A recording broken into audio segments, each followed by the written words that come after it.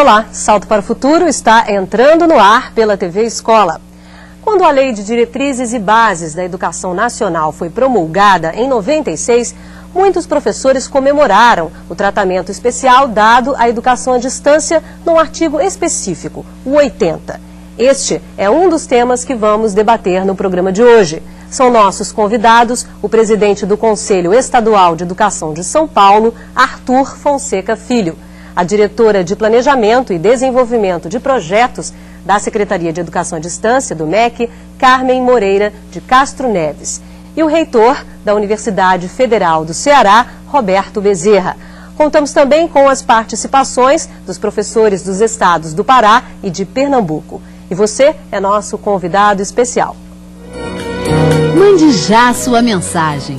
Você pode participar do Salto ao vivo pelo telefone 0800 216689. Via internet salto@tvebrasil.com.br. Ou ainda pelo fax. Diz que o código da operadora, o DDD 21 e o número 224-5135. Nosso fax e e-mail estão 24 horas à sua disposição. É bom lembrar que a Lei de Diretrizes e Bases se refere à educação à distância em vários artigos, além do 80. A LDB define no artigo 32 que o ensino fundamental será presencial. A educação à distância deverá, neste caso, ser utilizada como complementação da aprendizagem ou em situações de emergência. Entretanto, mesmo no ensino fundamental, ela está recomendada para os adultos. No artigo 35, a educação à distância é citada na preparação básica para o trabalho e para a cidadania do educando. O artigo 47 da LDB reconhece a importância da educação à distância na graduação e na pós-graduação.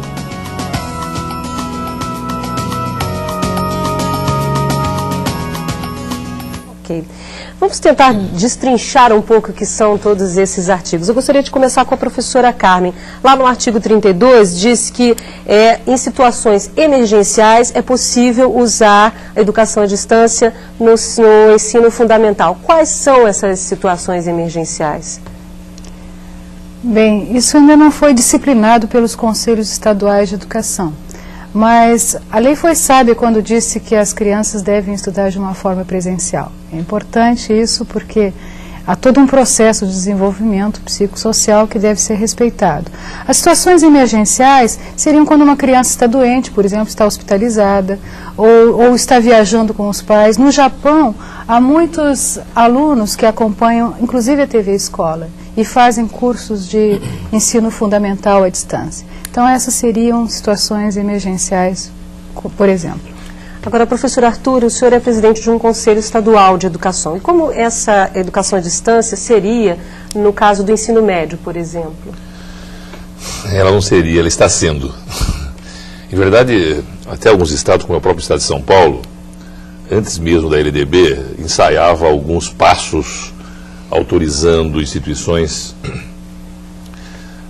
autorizando projetos ditos de educação à distância. Eu enfatizei esses ditos porque nem sempre, efetivamente, esses projetos eram efetivamente educação à distância.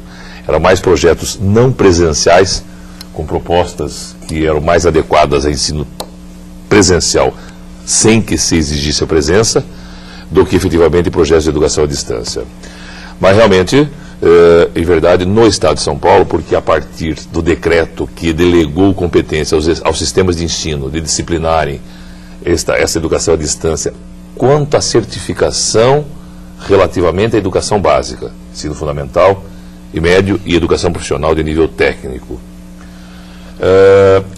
Os estados têm modelos diferentes. No caso do Estado de São Paulo, é aquilo que nós acreditamos, é a de não disciplinar muito, não fazer as regras, nem mesmo para emergência. Quer dizer, em verdade, é a instituição que deve apresentar um projeto e apresentar sua proposta pedagógica, e a partir da análise desta proposta, este projeto é ou não credenciado e os cursos são ou não autorizados. Okay. Como isso vem ocorrendo hoje professor Bezerra, na educação, na graduação, a educação à distância na graduação? Na graduação, eu diria que, ao contrário do que o professor Arthur falou, nós estamos praticamente iniciando. Algumas universidades já têm algumas experiências em, eu diria quase assim, ensino misto, né? Um pouco de presencial e um pouco à distância. Mas, de forma mais recente, já seguindo a própria orientação da LDB, algumas instituições já têm submetido ao Conselho Nacional de Educação, e aqui eu estou falando mais como conselheiro, já que eu tenho assento no Conselho Nacional de Educação, na Câmara de Educação Superior, e algumas instituições já apresentaram processo de credenciamento, porque pela própria, como está preconizado na LDB, a União é quem deveria atestar a condição de credenciada à instituição. E algumas instituições já têm essa situação definida, que é o caso da universidade que eu dirijo, a Universidade do Pará, recentemente a Universidade Federal do Paraná e também a Universidade Estadual de Santa Catarina, que teve o seu projeto de educação à distância voltado para a área de pedagogia, teve a sua instituição credenciada nesse projeto específico. Eu gostaria até de complementar, já com a pergunta de professora Maria Olinda, teleposto da Escola Frei Carlos Valente. Ela diz o seguinte: gostaria de saber a resposta, gostaria de saber mais a respeito das universidades federais que oferecem este curso de educação à distância, no caso de graduação à distância, né?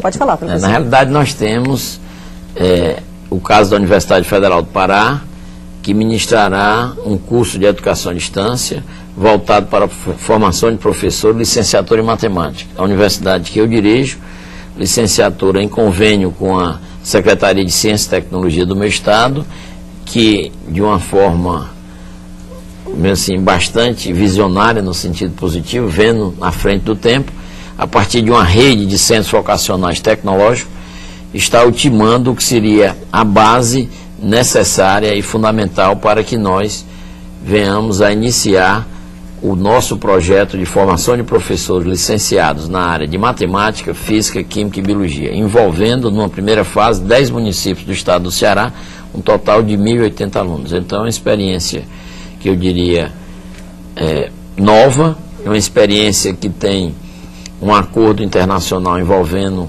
a Universidade Aberta da Inglaterra, que a partir desse acordo nós temos a base do nosso material institucional, que já foi adaptado, traduzido, já está na fase de edição, a Memorial University do Canadá, que entrou com todo o aporte tecnológico no sentido de preparação dos nossos docentes para um projeto dessa envergadura, né?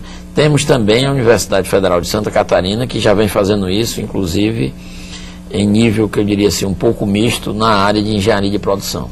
Certo? Essas são algumas experiências que eu conheço, além da preocupação da Universidade de Brasília nessa direção. Agora, a grande novidade que nós temos nessa parte de educação à distância é a criação de uma universidade virtual, que ainda está no nível de concepção, exatamente para juntar esforços de uma rede, através de uma rede em universidades públicas que já vem com esses projetos de educação à distância, no sentido de trocar experiências e realmente viabilizar um projeto de mais envergadura e com uma capilaridade maior. Que será a Unirede. Exatamente. Diferente da Universidade Virtual Brasileira, certo, que a gente veio discutindo aqui nos outros dias. Correto, professor? Correto.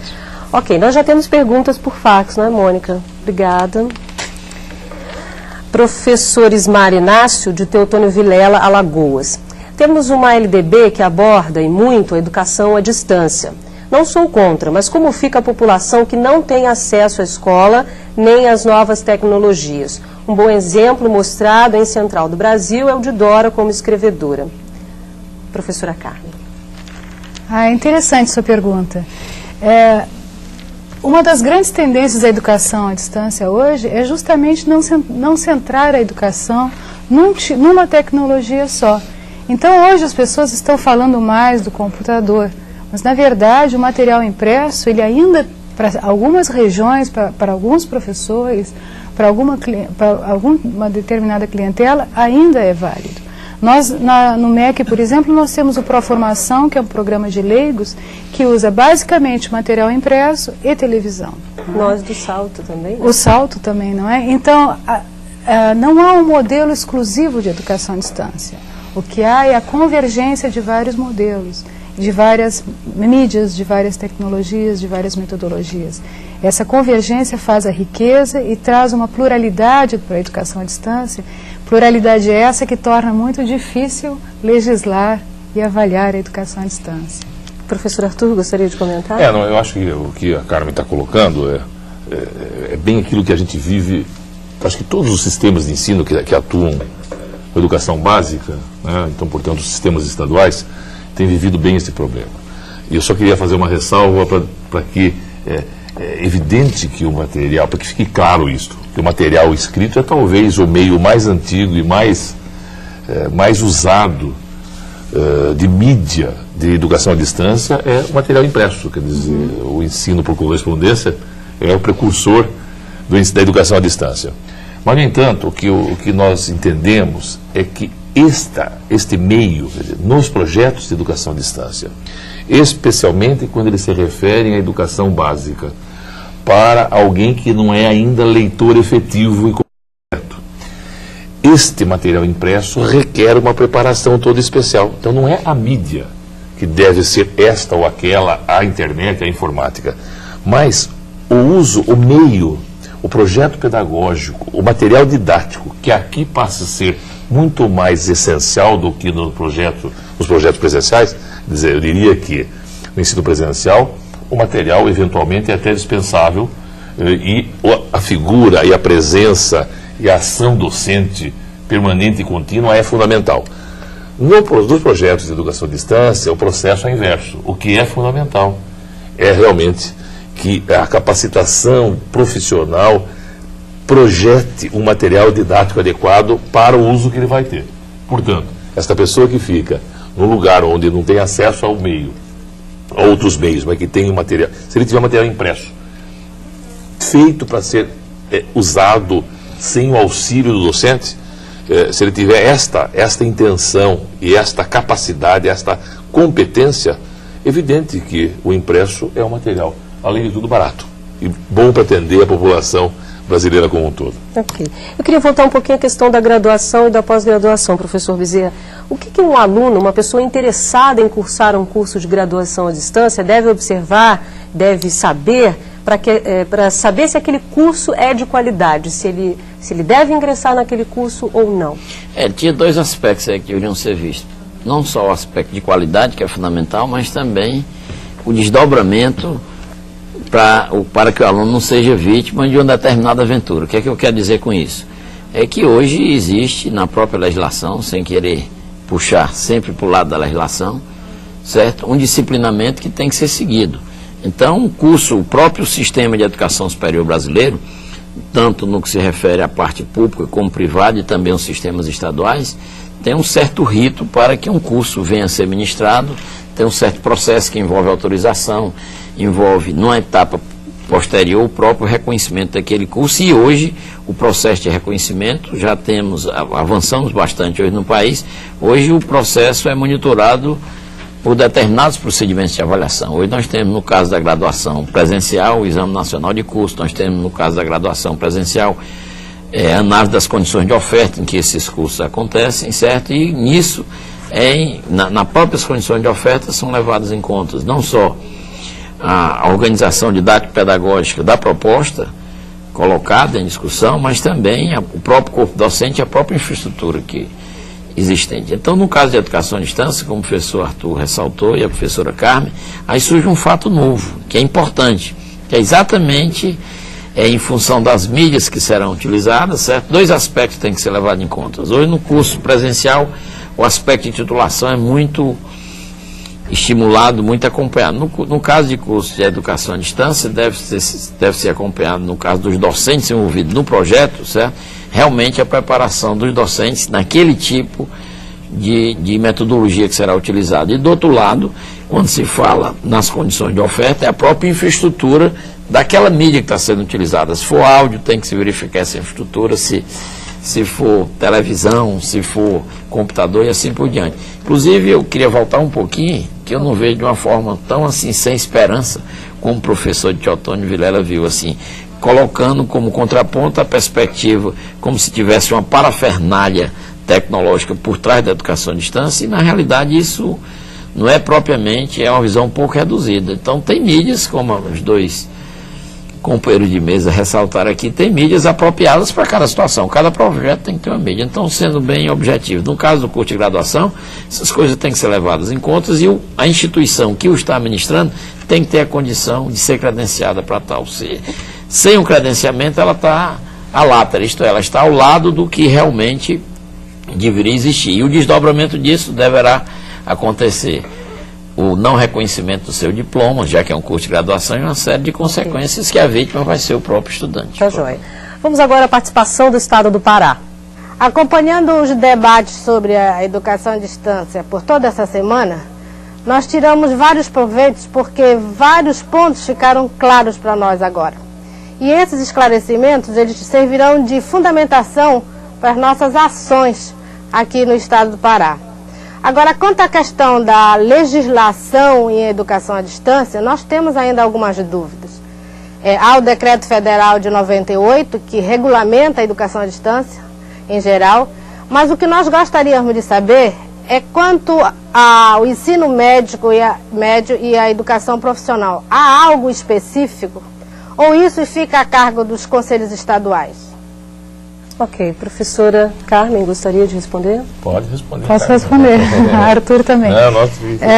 O o ensino médio e o ensino fundamental, e o técnico profissionalizante, eles estão a cargo dos conselhos estaduais. Cada conselho é que está legislando, os conselhos, o Conselho de São Paulo já tem uma deliberação, o Conselho do Distrito Federal já tem, do Rio de Janeiro também, e os outros conselhos estão se preparando para as deliberações sobre a educação à distância no ensino médio e fundamental, e técnico também. Essa fiscalização da educação à distância, a quem cabe? No caso, a senhora já explicou com relação ao ensino médio. E ao ensino fundamental e ao graduação, pós-graduação? A quem cabe fiscalizar isso, professora Arthur? Olha, em verdade é o seguinte, o decreto que a professora se referiu, não me lembro o número, 98. Não importa, né? O decreto, não vamos dizer se devido ou indevidamente, mas ele delegou competências aos estados, aos sistemas de ensino, e nos estados onde há conselhos estaduais, o órgão normativo desse sistema é este conselho, no estado onde há esse conselho estadual, nem todo, a partir da lei 93 e 94, não é obrigatória a figura do Conselho Estadual de Educação. Nos estados onde há conselho, esse conselho é o órgão que normatiza e, portanto, normatiza também a educação à distância. Com relação ao nível superior, leia-se graduação e graduação, isto ficou no nível federal, isto ficou sob a responsabilidade, no primeiro momento, do Conselho Nacional de Educação, do qual o professor Roberto é o presidente atual, certo? E portanto, em nível federal. No caso, então, dos estados, os estados têm as suas posições mais ou menos parecidas. Respondendo à professora ainda, o que nos parece mais adequado, nos casos do projeto de educação à distância, que não haja muito mais norma do que o decreto. O decreto já normatiza o suficiente para os conselhos fazer. O que precisa é montar um aparato em cada sistema para analisar os projetos, se são projetos adequados ou não. E um projeto adequado precisa ter uma proposta pedagógica adequada, precisa ter um pessoal capacitado, tanto quanto no ensino superior, um pessoal capacitado para implementar aquele projeto. Precisa haver um material didático adequado ao projeto e precisa ter um sistema de avaliação confiável. Minimamente, esses 4 pontos têm que ser analisados no projeto. Com a nossa experiência em São Paulo, eu ousaria dizer que muito menos do que regras para apresentar burocraticamente isto ou aquilo documento, à semelhança do que erroneamente vem acontecendo no ensino presencial, vamos começar certo desta vez e vamos fazer uma efetiva análise do projeto para que a gente credencie quem tem mérito para desenvolver, ao invés de autorizarmos sem critério para depois correr atrás para enxugar a poça. Tá certo. Nós temos agora a participação da professora Tânia, aqui do Rio de Janeiro.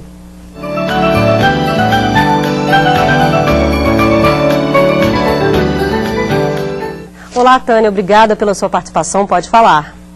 Obrigada a vocês de estarem proporcionando esse programa que está sendo muito útil para nós e principalmente as formandas do terceiro ano do Instituto de Educação Governador Roberto Silveira.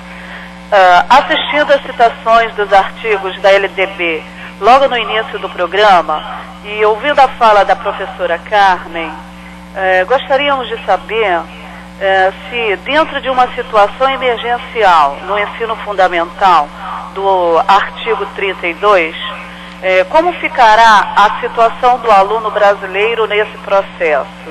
E quais serão os instrumentos tecnológicos de uso? Obrigada. Ok, professora Carmen. Olha, o instrumento tecnológico vai depender do projeto, quer dizer, onde está o aluno tem acesso ao computador, pode ser para o computador. Se ele não tem acesso, tem que ter outro tipo de material, televisão, material impresso, pode combinar os materiais todos. A tendência hoje é justamente essa convergência dos materiais. E convergir também momentos presenciais com momentos à distância. A situação do aluno brasileiro está plenamente amparada pela legislação e vai depender de cada projeto e principalmente de quem é esse aluno. Estou fazendo educação à distância para que aluno? Isso é que é fundamental. Ok. Vamos novamente ao Teleposto do Pará. O tema de hoje é muito importante porque ainda existem algumas questões sobre a regulamentação, sobre os cursos através da educação à distância que precisam ser esclarecidas. Uma das questões que os convidados podem esclarecer é quanto ao reconhecimento dos cursos a nível superior realizados por instituições estrangeiras, como é o caso da UNED. Ok, professor Bezerra, gostaria de responder? Na realidade, o reconhecimento de cursos de graduação por instituição estrangeira, se o curso for de responsabilidade da instituição estrangeira e essas etapas preliminares de ter um projeto de uma instituição do sistema educacional brasileiro submetendo ao Conselho Nacional de Educação, se for um projeto isolado de uma instituição estrangeira, então ele não terá reconhecimento. E se por acaso for um projeto que tenha um certo consórcio, certo? Ele também, se for, por exemplo, em nível de pós-graduação, ele vai ter que passar por todos os trâmites necessários para aquele devido reconhecimento. Então, eu diria de uma maneira assim, bem objetiva, eu não conheço a instituição, não conheço o projeto, mas eu diria que esse projeto está fora do sistema no que se refere ao seu reconhecimento de diploma. Inclusive, eu tenho também conhecimento no nível de pós-graduação de algumas instituições estrangeiras que estão ministrando cursos em nível, inclusive, de doutorado, no sul do país, à distância, certo? E esses cursos são reconhecidos pela própria entidade que tem toda a responsabilidade do sistema de avaliação da pós-graduação, que é a CAPES. Ok, vamos agora à participação do Estado de Pernambuco. Bom, eu queria inicialmente parabenizar a iniciativa do programa. Efetivamente, a questão da educação à distância é extremamente atual e deve ser discutida. Eu queria retomar um pouco a discussão do papel da universidade nesse panorama novo que está se abrindo. A experiência que nós temos aqui em Pernambuco, na Universidade Federal, é uma experiência que aponta para sistemas mistos, não necessariamente à distância, totalmente à distância. E, sobretudo, em cima da questão tecnológica que já foi levantada, o problema que eu queria levantar é se o que a gente deve garantir nas normas é a qualidade da interação professor-aluno, independente das plataformas tecnológicas que são empregadas. Porque me parece que não há possibilidade de haver, de fato, ensino, educação, sem que haja interação garantida. Então, tecnologias que não garantam essa interação deveriam ser excluídas do processo, pelo menos de um processo de qualidade. Ok, professora Carmen. Paulo, você levanta uma questão extremamente importante. É fundamental mesmo que haja interação entre o professor e o aluno num curso à distância. Em nenhum momento, num curso à distância, o aluno pode se sentir abandonado. E, independente da mídia escolhida, ele tem que ter esse apoio, essa tutoria. Eu queria dizer que nós estaremos colocando na página do MEC, daqui a umas 2 semanas, alguns indicadores de qualidade de cursos à distância, justamente para orientar as instituições que querem oferecer cursos e os alunos que querem fazer cursos à distância. Porque muitas vezes o aluno também pensa que é muito fácil estudar à distância, e na verdade não é. Tenho que organizar meu tempo, tenho que ter independência, tenho que saber estudar bem, tenho que ter autonomia para buscar o conhecimento, para interagir com o tutor, interagir com colegas que estão distantes. Então, não é fácil estudar à distância. E por isso nós estamos levantando e vamos apresentar para a sociedade discutir 10 indicadores de qualidade de cursos de graduação à distância. E um deles é exatamente essa questão da interação professor-aluno. Este é um dos pontos fundamentais que tem que estar presente em todo o projeto de educação à distância.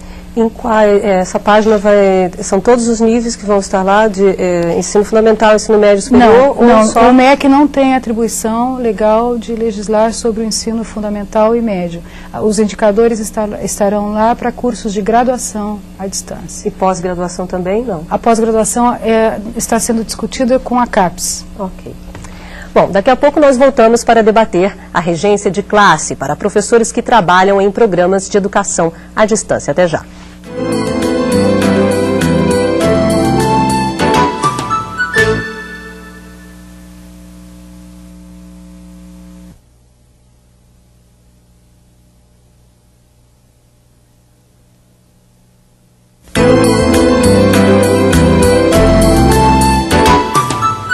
Abrir este bloco com uma pergunta.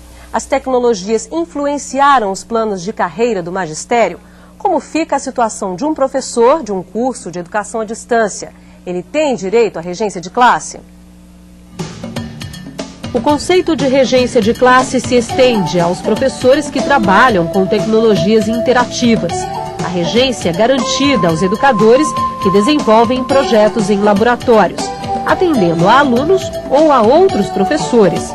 As tecnologias usadas na educação criam novas necessidades. Por exemplo, como serão avaliadas e certificadas as competências de professores e alunos em programas realizados à distância.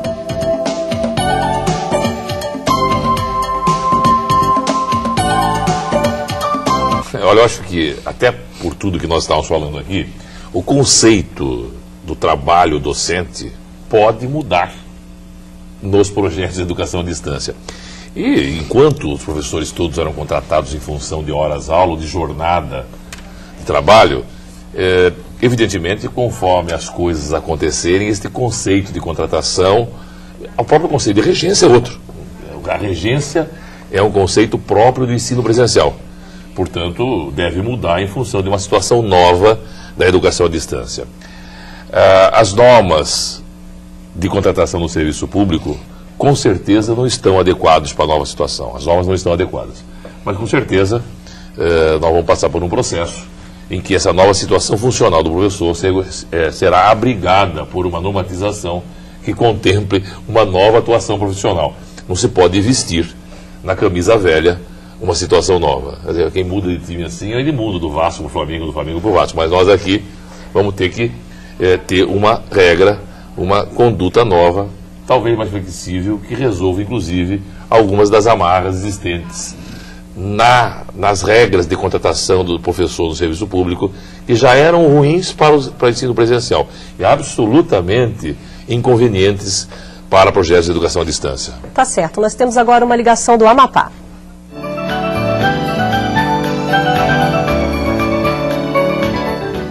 Olá, quem está na linha?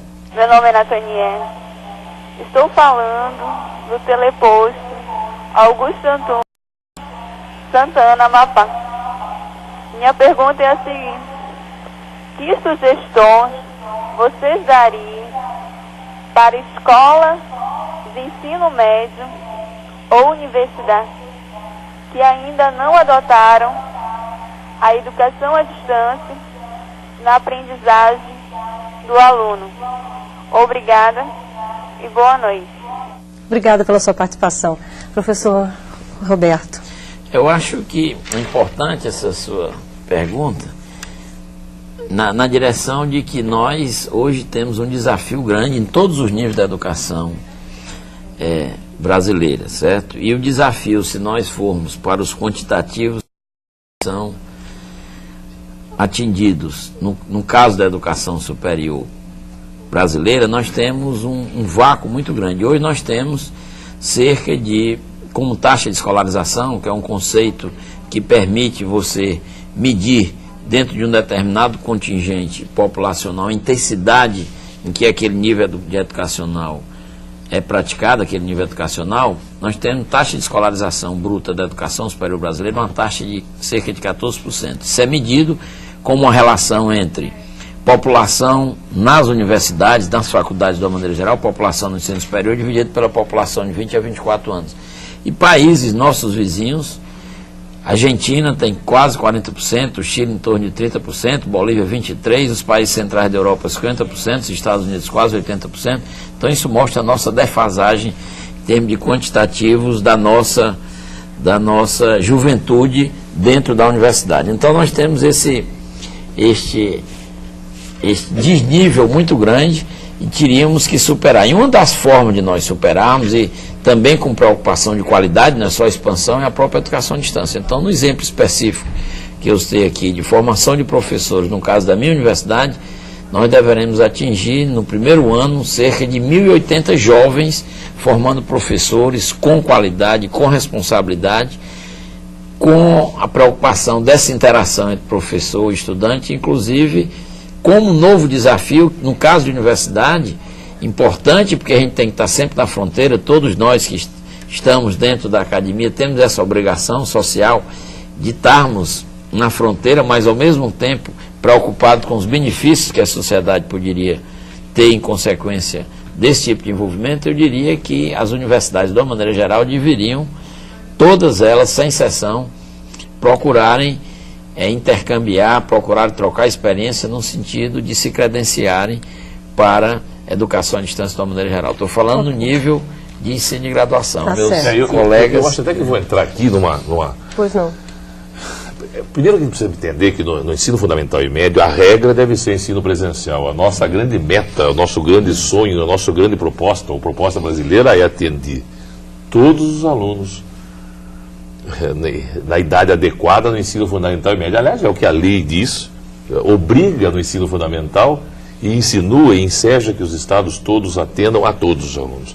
Portanto, só quero dizer, talvez a solução de estendermos a capacitação e a formação de professores através do ensino à distância, para que possamos, no futuro, o mais próximo possível, não termos que adotar estratégias de ensino à distância para jovens e adultos que não tiveram oportunidades na idade adequada de fazer ensino presencial. E até não voltar ao que era antes, não tem uma visão de que a educação à distância é para cobrir alguma defasagem em algum momento. Exatamente, né? Quer dizer, a proposta me parece muito mais, do ponto de vista de esforço nacional, é prover para que não tenhamos jovens e adultos que precisam se socorrer de alguma coisa que é suplementar, educação de jovens e adultos, ensino à distância, porque o ideal é que tenhamos ensino presencial quanto à educação básica. Agora, só complementando aqui um aspecto importante pelo que o Arthur falou, no caso de algumas regiões mais longínquas, certo, a possibilidade de se levar a educação à distância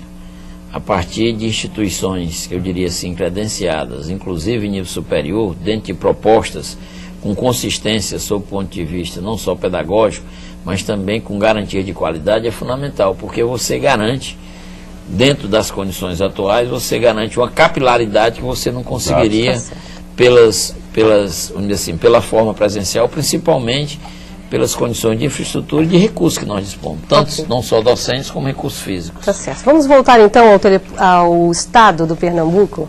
Quero primeiro agradecer esse momento muito especial para o estado de Pernambuco, que tem buscado ativar os telepostos no sentido de discutir temas da maior importância, como esse de educação à distância. E quero aproveitar esse momento para repensar uma questão fundamental, que me parece, que é o regime de colaboração União, Estado e Município, para que se possa constituir um pensamento comum, ou um pensamento que possa redefinir a prática pedagógica das escolas. e possa também repensar a qualidade do ensino, tomando esses ambientes tecnológicos ou essas tecnologias com possibilidade de construir ambientes e comunidades de aprendizagem. Eu sei que isso é muito difícil, porque isso implica numa mudança de cultura da escola, mas eu gostaria muito que a gente pudesse refletir juntos como esse regime de colaboração poderá nos ajudar a realizar a pedagógica da escola, tendo a educação à distância como uma possibilidade de um novo modelo para repensar até a prática convencional que nós vemos fazendo nas escolas públicas. Ok, professora Carmen. A minha amiga Tereza de Pernambuco tocou num ponto fantástico. E a Secretaria de Educação à Distância está trabalhando exatamente para isso. O que a gente faz com a TV Escola? A TV Escola é exatamente levar a tecnologia para as escolas públicas de ensino fundamental e agora médio, para que os professores tenham novas possibilidades. O Proinfo também. O Proinfo trabalha com computadores, sempre preocupados, tanto a TV Escola quanto o Proinfo, não com equipamento, mas com educação. O equipamento vem como uma ferramenta, como um recurso para uma educação melhor, mais dinâmica, mais divertida, mais contextualizada. Acho que o trabalho da Secretaria, o trabalho do MEC em relação à educação à distância, é de levar aos professores, às escolas públicas, sem nenhuma interferência no seu projeto pedagógico. Tanto a TV Escola quanto o Proinfo são programas muito democráticos, que respeitam a autonomia dos sistemas e exatamente respeitando o que a Tereza coloca de integração entre os diversos sistemas. A TV Escola e o Proinfo são realizados, desenvolvidos e implementados com a União, os estados e os municípios. Então, este é um sinal de que o governo federal está preocupado com isso e está, na prática, exercitando essa união entre os diferentes sistemas e sempre preocupado com a escola, com o professor, com o aluno. Ok, nós temos agora a participação da Rosemary, do Teleposto de Maricá.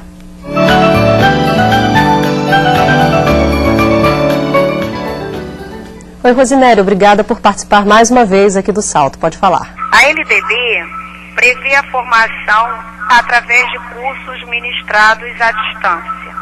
Mas percebemos que há um certo preconceito, ou receio talvez, com relação ao profissional preparado através desses cursos, valorizando o que obteve formação em curso presencial. O mercado de trabalho está preparado ou atualizado para valorizar profissionais formados à distância? Obrigada. Ok, Rosemary, muito obrigada. Professor Bezerra, ontem no programa nós discutimos um pouco essa questão. O mercado de trabalho vê com bons olhos, como disse a Rosemary, o profissional formado à distância? Ora, eu não teria assim uma resposta muito direta, objetiva, no sentido de avaliar como o mercado de trabalho vê o profissional formado na condição de educação à distância. Agora, eu entendo o seguinte: a forma do mercado ver esse profissional vem em consequência da própria prática e do próprio tipo de reconhecimento e da própria qualidade e habilitação habilidades que esse profissional venha demonstrar numa situação real. Então, eu não diria que existe propriamente uma visão assim preconceituosa. Primeiro, existe uma certa desinformação no mercado sobre formas alternativas de apropriação de conhecimento através de educação à distância. E, ao mesmo tempo, não existe ainda de maneira clara, e eu fiquei muito feliz aqui com as informações passadas pela professora Carmen, com esse tipo de preocupação de indicadores voltados para aspectos de avaliação de qualidade, porque um dos desafios que nós temos pela frente é exatamente essa vertente de avaliação. Então o mercado teria que ter do lado dele alguma garantia, não de certificação, mas muito mais de avaliação. Se nós atingirmos essa condição de amadurecimento, que é um problema mundial hoje, não é um problema de Brasil não, devido à contextualização e à contemporaneidade de uma série de tecnologias que vêm sendo adotadas. Se o mercado tivesse uma garantia no que se refere à avaliação, então tenho certeza que não haveria um preconceito com relação à origem do profissional. Tá certo. Eu sei que a professora Carmen quer comentar, mas a gente vai para o intervalo, daqui a pouquinho a senhora fala, tá ok? Salto para o Futuro volta daqui a pouco fazendo um resumo sobre a educação à distância e a Lei de Diretrizes e Bases. Até já.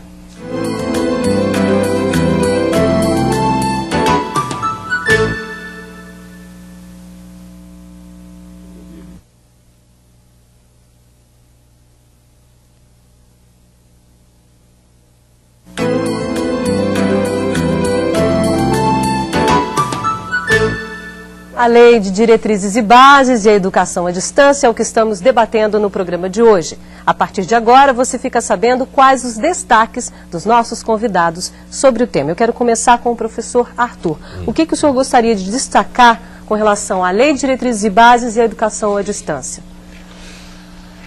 Eu diria que o destaque, do ponto de vista de quem lida muito com o ensino fundamental e médio, e especialmente quem passa por problemas, é realmente tomar um cuidado para que o mau uso da expressão educação à distância não macule uma ideia fantástica. Então, por exemplo, nós em São Paulo vivemos um problema terrível. Por quê? Porque em algum momento não se tomou cuidado com o credenciamento para um tipo de ensino que deve ser, por princípio, presencial. Aliás, até quero fazer uma provocação para o professor Roberto. Talvez o inverso de uma situação do ensino que deve ser presencial, eu diria que no mestrado, doutorado, tem tudo para não ser presencial. Eu acho que os órgãos responsáveis devem agilizar no sentido de favorecer, até porque esse leitor tem toda a competência já para poder organizar o seu tempo, os seus estudos a partir de uma orientação segura, quando em contraponto à educação básica. Portanto, eu entendo que do ponto de vista da legislação, e eu acho que nesse aspecto a LDB tem texto adequado, no sentido de vedar que haja projetos de ensino de educação à distância para o ensino fundamental na idade própria. E, portanto, deve se restringir a situações em que não há possibilidade dos municípios atenderem a educação de jovens e adultos presencialmente, e onde realmente esse brasileiro que não teve acesso à educação formal de idade própria, lógico que nós temos que prover para que nós façamos que esse cidadão tenha acesso onde ele estiver e no horário que ele puder, mas realmente é esse o esforço. Então, acho que a sua pergunta me leva a isto, é não transformarmos e não entender que a legislação, por enfatizar a educação à distância, minimize a educação presencial no caso da educação básica. Mas então, nós temos aqui realmente, do ponto de vista educacional, ficar muito preocupados especialmente com formação, capacitação de professores, para poder termos um sistema de ensino mais seguro, mais forte, mais competente. Ok, professora Carmen. Eu queria destacar um problema que aparece no MEC diariamente. Os professores perguntando assim, o curso tal de graduação tem validade? O curso está dizendo que eu não preciso nem passar por processo seletivo, nem apresentar certificado de conclusão de 2º grau. Isto não é verdade. O que vale para o presencial vale para a distância. Para uma graduação à distância, precisa passar por um processo seletivo e precisa apresentar o comprovante de 2º grau ou equivalente, como está na lei. Além do mais, a instituição, como disse o professor Bezerra, ela tem que ter sido autorizada pelo Conselho e o parecer homologado pelo Ministro da Educação.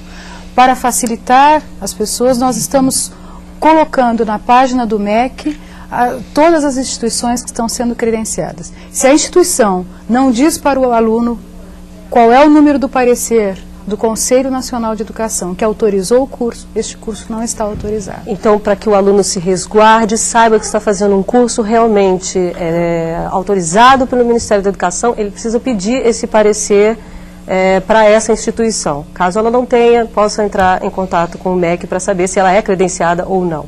Nós estamos colocando na nossa página http://www.mec.gov.br, onde entrem na página, no link Secretaria de Educação à Distância, regulamentação da EAD, nós estamos colocando as instituições que são autorizadas para graduação à distância. Ok. Professor Bezerra. Eu acho que o destaque é o próprio artigo 80, porque o artigo 80 tirou da condição de marginalidade a educação à distância e trouxe para o contexto da própria lei, né, de diretrizes e bases da educação nacional. Agora, o grande problema que eu vejo com relação à questão da educação à distância é algumas visões reduzidas que a gente observa. Umas que entendem que a educação à distância, vamos dizer assim, ela conseguiria substituir integralmente a educação presencial. Outra, que a educação à distância tem que ficar realmente cerceada, como aqui foi preocupado, assim, com um certo receio que não pode avançar. E a provocação do professor Arthur é extremamente interessante, que ele joga na mesa um desafio que a gente tem que ter coragem de enfrentar. E a CAPES, na minha visão, está começando a assumir esse desafio. A CAPES já está preocupada em montar algumas diretrizes gerais, algumas sugestões gerais, alguns delineamentos sobre como poderia funcionar em termos de pós-graduação, estrito sensu, mestrado e doutorado, certo? Abordagens que envolvem a educação à distância. Agora, quando o professor fala por que é que nós não deveríamos mestrado, doutorado, então de cara eu diria o seguinte: em algumas áreas de conhecimento poderia ser até viável, em outras áreas de conhecimento a educação à distância ela fica como forma exclusiva, fica impedida por questões da própria, vamos dizer assim, apropriação do conhecimento naquela área. Por exemplo, se é uma área experimental, fica um pouco complicado um projeto só de educação à distância, certo? Poderia ser distribuída, porque exatamente, às vezes ele atua num local onde tem recurso, mas não a orientação. Então, a forma mista, eu acho que é uma forma que vai permitir um avanço muito grande. Eu tenho a impressão que é isso que está passando na concepção da CAPES. Agora, sem nunca perder a seguinte dimensão: a CAPES sempre é muito citada, sempre é reconhecida como instância do sistema educacional brasileiro, no caso específico, responsável pela parte de pós-graduação, que sempre considerou a avaliação como uma coisa muito forte, certo? Então a avaliação sempre foi um ponto forte na CAPES. E acredito que isso venha também a ser incorporado no caso de mestrado e doutorado. E eu diria o seguinte, que eu considero, em função do comentário do professor de Pernambuco, preocupado com a qualidade, também concordo com ele, como a professora Carmen aqui também destacou bastante, mas eu acho que o desafio que nós temos que começar a trilhar está muito na forma de avaliar esse procedimento. Então primeiro nós temos problema até de apropriação de alguns dados básicos no que se refere ao próprio exercício da docência, como foi falado aqui pelo professor Arthur. Eu acho que o grande desafio que nós todos temos que enfrentar, e é um desafio que não é só local, não é só brasileiro, certo? É exatamente como avaliar, não o aluno, como avaliarmos os programas de educação à distância. Agora, o senhor falou em pós e em graduação. Sim. Os cursos de especialização à distância, eles também passam pelo critério do MEC? Exato. Os cursos de especialização, eles vão ficar no sistema mais livre, certo? A tendência, inclusive, deverá a CAPES sugerir uma emenda para a própria regulamentação que existe no caso de curso de especialização, quando o curso de especialização é utilizado no sentido de atividade docente, ele tem determinadas restrições que, no caso de educação à distância, também deveriam ser acompanhadas dentro do projeto. Agora, no caso de não uso na atividade docente, então é uma atividade totalmente livre, como existe hoje, vamos dizer assim, no mercado, certo? Então, o curso de educação à distância, a tendência... Então, cabe ao aluno, verificar se esse curso é bom ou não. Exatamente. Tá certo. Direção, temos quanto tempo ainda? Temos 1 minuto. Mônica, temos muitas perguntas que chegaram por fax. Vamos ver se dá tempo de responder alguma. O que se explica de pluralismo de ideias e de concepções pedagógicas inserida na LDB? Teleposto Sesc de Ramos, cursista Andréia. Professora Carmen, rapidamente. Pluralismo é tudo isso, é você saber trabalhar o material impresso com as tecnologias mais modernas, como computadores, as possibilidades da internet. Pluralismo é você conseguir trabalhar o que é ser construtivista com com todos esses equipamentos, não abandonando toda a riqueza que é o ser humano, não é? Essas múltiplas inteligências do ser humano, que é um ser não só de tecnologia, mas um ser de dança, de música, de leitura, de escrita, de raciocínio lógico. Então, isso tudo é pluralidade, tudo isso tem que estar presente num projeto de educação à distância, porque a gente não quer fazer só ensino à distância, a gente quer fazer educação à distância. E existe uma grande diferença entre ensino e educação, né? Ok, bom, várias perguntas estão aqui, chegaram por fax, não vai dar tempo de responder a todas, os especialistas vão responder a todas essas perguntas depois do programa, ok? Hoje nós ficamos por aqui. Eu quero agradecer as presenças do Arthur Fonseca Filho, presidente do Conselho Estadual de Educação de São Paulo, da Carmen Moreira de Castro Neves, diretora de Planejamento e Desenvolvimento de Projetos da Secretaria de Educação à Distância do MEC, e do Roberto Bezerra, reitor da Universidade Federal do Ceará. Agradecemos também as participações dos professores dos estados do Pará e de Pernambuco. No próximo Salto para o Futuro, vamos falar sobre as iniciativas em educação à distância do Ministério da Educação. A gente se vê amanhã. Tchau.